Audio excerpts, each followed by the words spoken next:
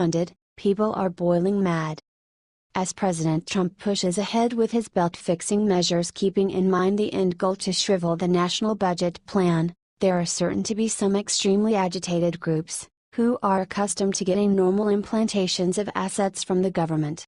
The vast majority of them are Islamic associations professedly devoted to keeping youthful Muslims from getting radicalized and getting to be jihadis. Actually, President Trump is doubtful about the viability of such projects. Not only did Trump cancel the traditional iftar dinner hosted at the White House to stamp the finish of the Islamic celebration of Ramadan, he has instructed the Department of Homeland Security to quit financing Islamic associations that Trump funded were holding their end of the understanding. Breitbart, administration officials have eliminated 2016 plans to fund Islamic groups allied to former President Barack Obama and declined to schedule a 2017 Islamic iftar dinner where those groups were able to show their political influence to the ambassadors of wealthy Islamic countries. The turnaround was made public on Friday when the Department of Homeland Security announced a revised list of organizations that receive DHS funds to help prevent young Muslims from becoming jihadis. The new list was replaced by the Obama list announced on January 13, 2017, and it dropped a $800,000 grant for an Islamic seminary in Los Angeles, and a $393,000 grant for a related organization, the Muslim Public Affairs Council Foundation.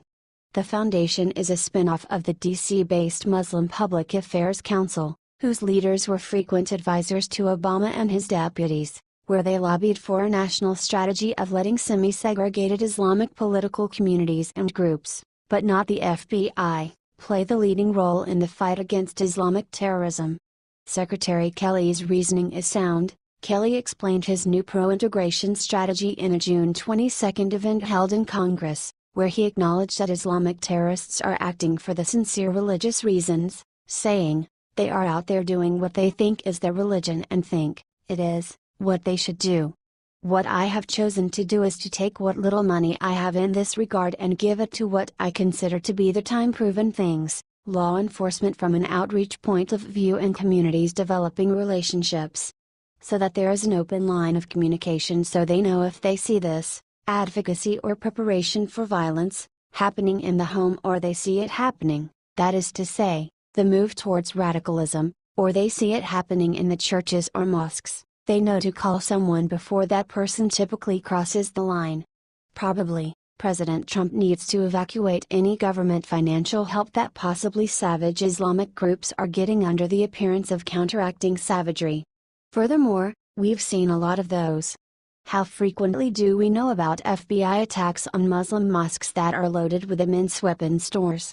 Trump is exhibiting that he has each goal of bringing back America's greatness if the furious left will simply give him the open door. That implies taking out dangers to American power and security that Obama permitted to develop amid his organization. Trump will require each ounce of our help to finish that.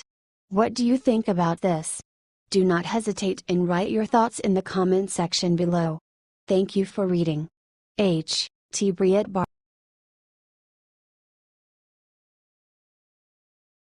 2.1 million illegals in panic mode after Trump's DHS secretary issues shocking announcement. No one thought President Trump would dare, but he did, as Democrats keep on dragging their feet and play the obstruction amusement. The opportunity has already come and gone for the Trump Organization to play a little hardball to get things down.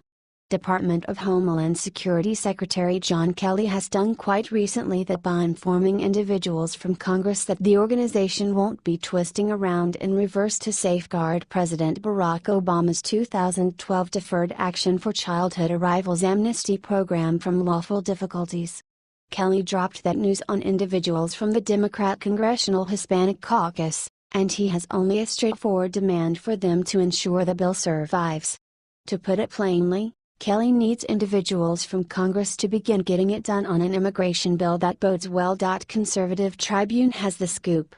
Speaking in a closed-door meeting with members of the predominantly Democrat Congressional Hispanic Caucus, Kelly informed them that if they wanted to ensure the amnesty program survived, they would have to engage with the Republicans in a bipartisan bill of immigration bill to protect illegals legally. That appears like a genuinely basic demand. However, you can make certain that blood is bubbling on the left because of the firm position. That has a tendency to happen when the temperature gets swung up to awkward levels. Response to the news has been blended, without a doubt. This is what he's told by different attorneys, that if it goes to court it might not survive, DHS spokesman David LePan said about Kelly's remarks. If the Congress does not pass a bill protecting the program, they are leaving it in the hands of the courts to make a decision. It was just too much for a visibly shaken Illinois Representative Luis Gutierrez, who dramatically declared in both English and Spanish of the Attorney General, "Jeff Sessions will say, deport them." If you will count on Jeff Sessions to save DACA, then DACA is finished. Democrats will without a doubt contort Kelly's basic demand utilizing their protected fear-mongering strategies. In view of late examples of conduct from the party, it's protected to state that they'll exaggerate their hand once more. Ideally, the Trump Organization will keep on applying pressure on Democratic leaders to really begin completing things. As the obstructionists in Congress keep on acting like petulant children, the ideal opportunity for getting along is finished. What do you think about this? Do not hesitate and write your thoughts in the comment section below. Thank you for reading. H.T. Conservative Tribune.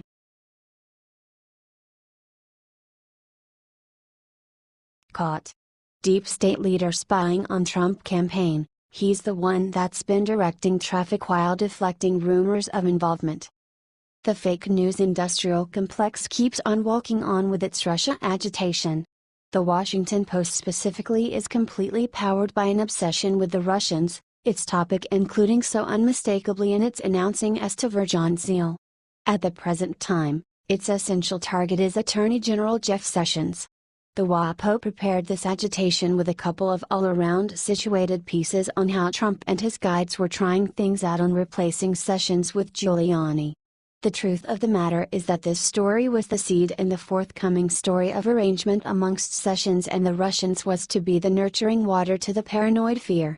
Since they've neglected to get a dependable balance, it's presently up to Mueller and the deep state to keep leaking goodies of data increased through illicitly gotten unmasked NSA metadata. With the admission of significantly all the more condemning data that these discussions amongst Sessions and Russian agents were recorded, it appears to be far-fetched that the Republicans should burrow exceptionally far before reaching one stunning decision about who is behind this unmasking outrage: Barack Hussein Obama. Via the Gateway Pundit, Fake News WAPO dropped another deep state leak Friday afternoon to squeeze up the Russian hysteria as they claim AG Jeff Sessions spoke to a Russian envoy twice during the 2016 presidential elections. Russian envoy Sergei Kislyak's accounts of two conversations with Jeff Sessions, who was at the time a senator from Alabama, were intercepted by U.S. spy agencies, according to WAPO. This is just another proof that Obama was spying on and unmasking GOP lawmakers during the 2016 presidential election.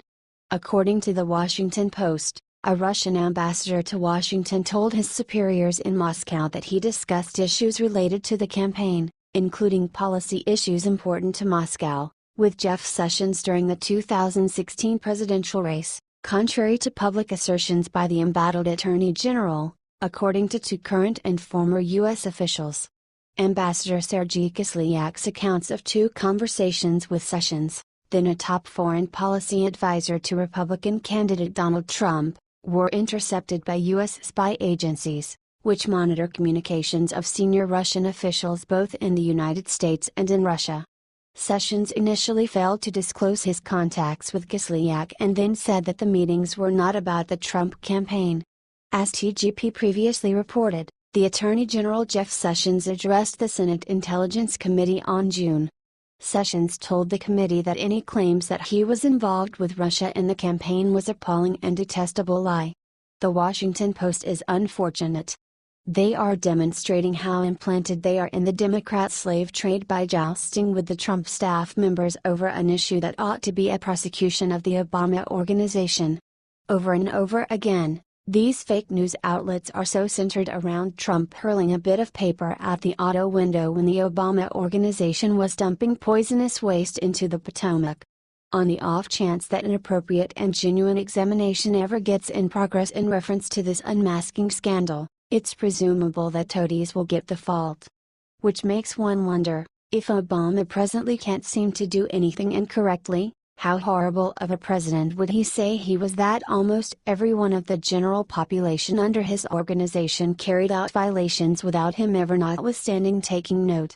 Goes against rationale or credibility. What do you think about this?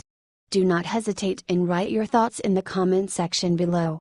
Thank you for reading. The Gateway